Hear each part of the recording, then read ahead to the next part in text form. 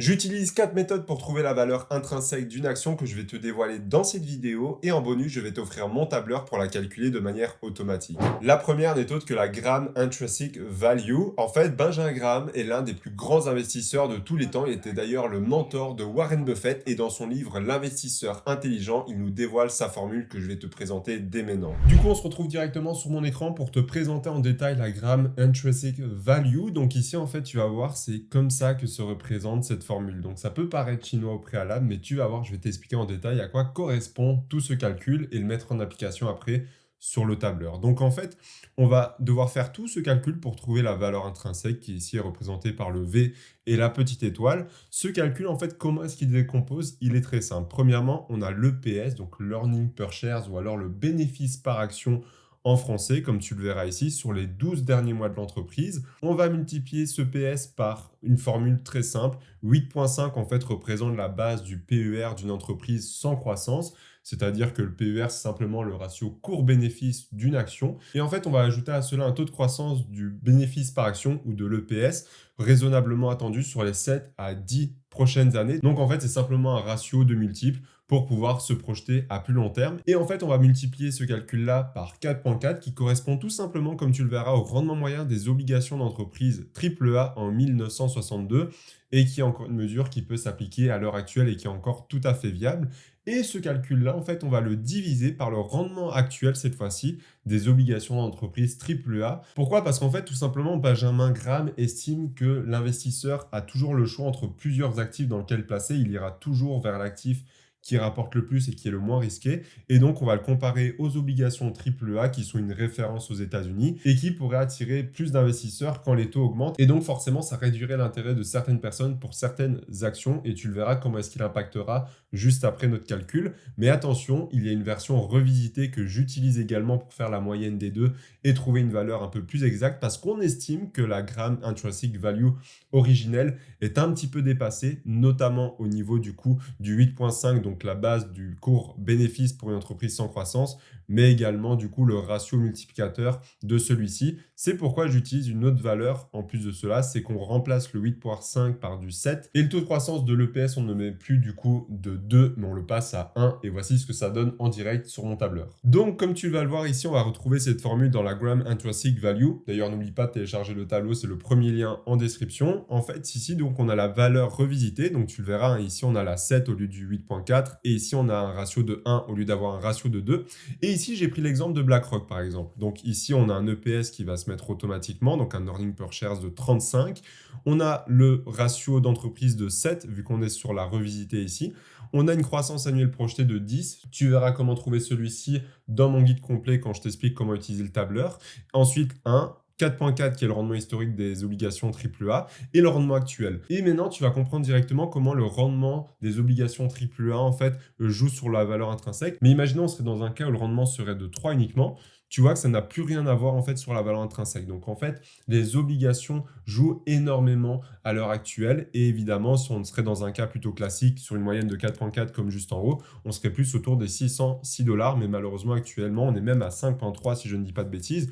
Donc, ça fait baisser drastiquement la valeur intrinsèque puisque Benjamin Graham estime qu'il y a une plus grande opportunité en rendement AAA en le mettant dans son calcul, en fait, tout simplement. On va directement passer à la deuxième méthode, c'est tout simplement le discount free cash flow. Il faut savoir que maintenant, on va surtout se baser en fait sur le free cash flow de l'entreprise, sur le passé, mais également les projections pour pouvoir déterminer un prix intéressant auquel acheter l'entreprise et si le prix actuel est-il intéressant ou non. En fait, si tu ne sais pas, le free cash flow, il correspond à la quantité générée en fait d'argent par l'entreprise grâce à son exploitation courante et réellement disponible après avoir payé les investissements nécessaires au maintien et au développement de la production. Donc, on peut prendre en compte les entretiens, les charges fixes, mais également, du coup, tout ce qui va être développement de son activité. Et en fait, il faut savoir que, du coup, si le discount free cash flow nous donne une valeur supérieure au prix actuel, ça veut dire que l'action est potentiellement sous-évaluée et que ça peut être un point intéressant sur lequel rentrer. Ou alors, si le discount free cash flow est en dessous du prix actuel, ça veut peut-être dire que l'action est surévalué, qu'il faudrait peut-être mieux attendre un petit peu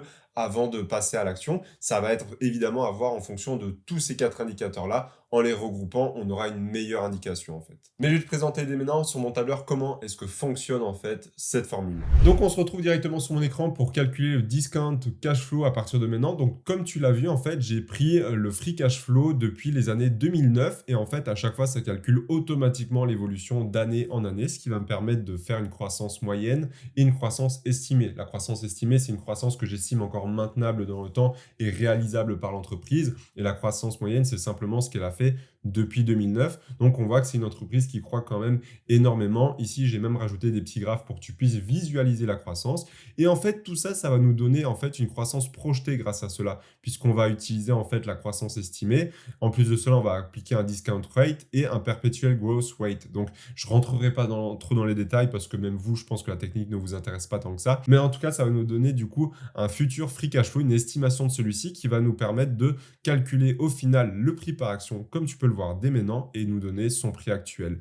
Et donc, évidemment, tout cela va être influencé notamment par le cash disponible de l'entreprise, la dette totale et également du coup le total d'actions en circulation en bourse. Et donc dans cet exemple, encore une fois, le discount free cash flow est largement au-dessus de la valeur actuelle de BlackRock, ce qui pourrait nous dire que l'entreprise est peut-être sous-évaluée à voir en le comparant avec les autres indicateurs. Maintenant, on va tout simplement passer à l'avant-dernière méthode qui n'est autre que le dividend value. Ici, on va notamment prendre le dividende comme base de référence, c'est-à-dire en fait qu'on va prendre le dividende passé notamment pour connaître en fait son évolution dans le temps et pouvoir estimer une projection à plus long terme qui va nous donner, tu le verras comment, sa valeur intrinsèque en fait. Et ça va nous permettre de cumuler cette valeur avec les 3 autres pour en tirer une moyenne à la fin et qui va nous permettre en fait de mieux estimer ce prix parce que tu l'imagines bien, si on ne prend qu'un seul indicateur, c'est rarement fiable. Le mieux, c'est d'en regrouper plusieurs. C'est justement ce que je fais avec ces 4 méthodes. Mais donc, on passe directement sur mon écran pour te montrer en détail comment fonctionne cette formule. On va directement passer au discount dividend formula. Donc ici, je vais t'expliquer en détail encore une fois comment se traduit cette formule, même si ça peut paraître du chinois au préalable, tu vas voir que c'est très simple. En fait, le P représente du coup la valeur intrinsèque, le résultat du calcul.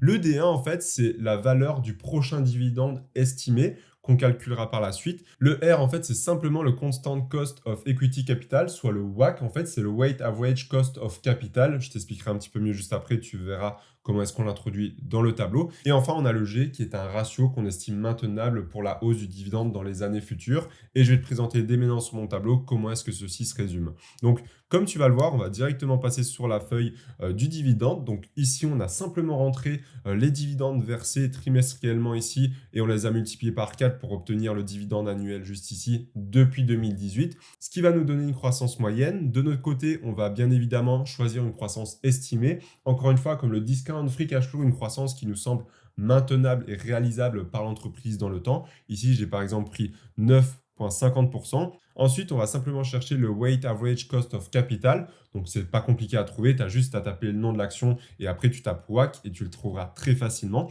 Et en fait, tout ça, ça va nous donner une valeur intrinsèque de 854 $. Donc, encore une fois, bien au-dessus du prix actuel de l'action. Et maintenant, on va passer à la dernière méthode qui n'est autre que le multiple value. Donc, en fait, ici, on va prendre le PER, donc le ratio court-bénéfice de ses concurrents. Imaginons dans notre exemple, on est sur BlackRock, on pourrait prendre le PER de JP Morgan, également du coup de Bank of America, de Visa, etc.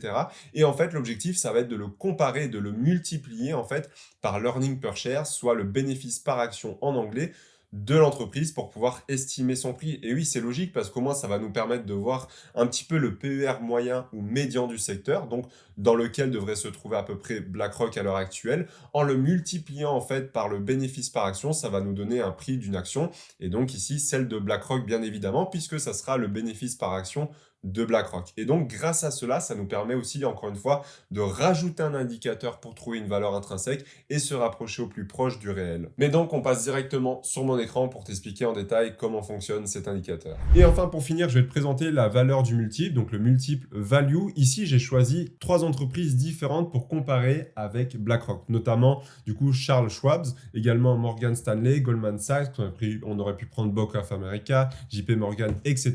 Mais du coup, le gros avantage en fait de ce tableur, c'est que tout est connecté à Google Finance. Donc dès que tu rentres le ticker, tout va chercher automatiquement chez Google Finance en fait pour le compléter automatiquement. Et en fait, ici, on va trouver le PER moyen et le PER médian. Ça va notamment servir si on a un trop gros décalage entre les deux. On va utiliser le médian de manière générale et on va le multiplier à l'EPS du coup de BlackRock qui est directement inscrit de manière automatique, lui aussi pour nous donner une valeur intrinsèque par rapport au PER moyen du secteur de ce qu'on a pu rentrer en termes de concurrents. Et ici, on voit que la valeur intrinsèque par rapport aux valeurs du multiple est de 512 $, donc bien en dessous du prix actuel. Mais ce qui est bien, c'est que maintenant, on va pouvoir faire la moyenne de ces quatre indicateurs. Ici, on aura la gram value, la discount free cash flow, également le dividend value et le multiple value. On aura quatre indicateurs et on fait la moyenne de tous pour obtenir un prix moyen de 708 $.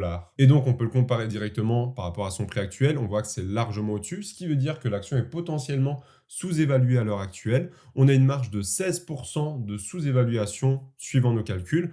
Et à cela, on peut même rajouter une marge de sécurité si on estime que certains indicateurs ou certaines de nos analyses qualité nous ont donné quelques red flags. Donc, on peut rajouter 10% ici de marge de sécurité par rapport au prix moyen obtenu grâce aux quatre indicateurs pour rajouter encore plus une marge de sécurité, ce qui nous donnerait un prix d'achat total de 637 $ maximum, alors que le prix actuel est de 607 $. Donc encore une fois, l'action est potentiellement sous-évaluée. Mais donc évidemment, ce n'est pas une science infuse. Ici, on cherche juste à estimer le plus proche possible la valeur intrinsèque d'une action. Évidemment, tu peux prendre en compte d'autres formules. Ce n'est pas les seules qui existent. C'est ma manière de faire. Donc ne prends pas ça comme argent comptant et fais tes propres recherches au préalable. D'ailleurs, si tu veux voir ce tableau en action, j'ai analysé l'entreprise Air Liquide où je détermine si c'est une entreprise de qualité et au quel prix je serais prêt à l'acheter. On se retrouve juste derrière. À tout de suite.